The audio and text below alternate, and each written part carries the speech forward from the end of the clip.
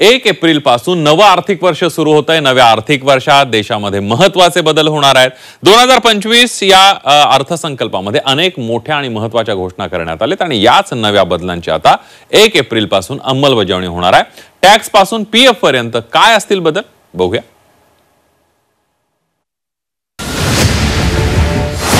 नव्या आर्थिक वर्षात नवे बदल।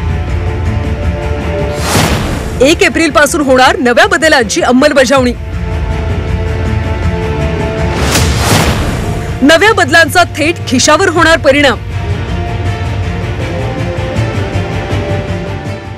2 दिवसानंतर नवं आर्थिक वर्ष सुरू होत आहे। या नव्या आर्थिक वर्षासोबत काही नवे बदलही होत आहेत। हे बदल आपलं बँक खातं, टॅक्स, पॅन आधार लिंकिंग, केवायसी यांच्याशी निगडित आहेत। अर्थमंत्री निर्मला सीतारामन यांनी 1 फेब्रुवारी रोजी 2025-26 या आर्थिक वर्षाचा केंद्रीय अर्थसंकल्प सादर केला।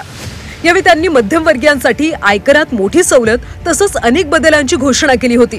ते आता 1 एप्रिल पासून लागू होणार आहेत।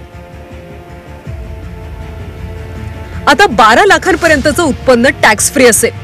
नव्या कर प्रणालीनुसार 12 लाख रुपयांचं वार्षिक उत्पन्न करमुक्त असणार आहे। म्हणजे 12 लाखांपर्यंतच्या उत्पन्नावर 1 रुपयाही टॅक्स भरावा लागणार नाही।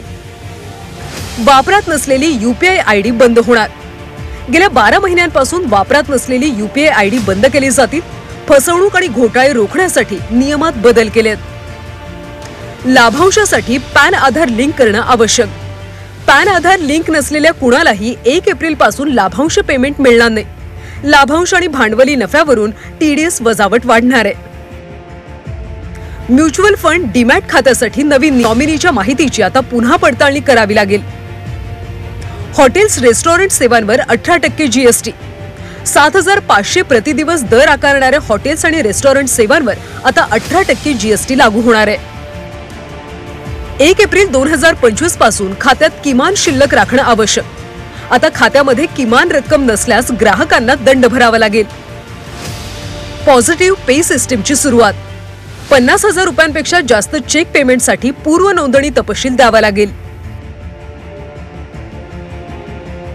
मोदी सरकारने यंदाच्या अर्थसंकल्पात अनेक बदल केले, त्यामुळे येत्या आर्थिक वर्षात हे बदल अंगीकारणं गरजेचं आहे। देशातले करोडो नोकरदार करदात्यांना नव्याने लागू होणाऱ्या आयकर नियम आता लक्षात ठेवावे लागतील।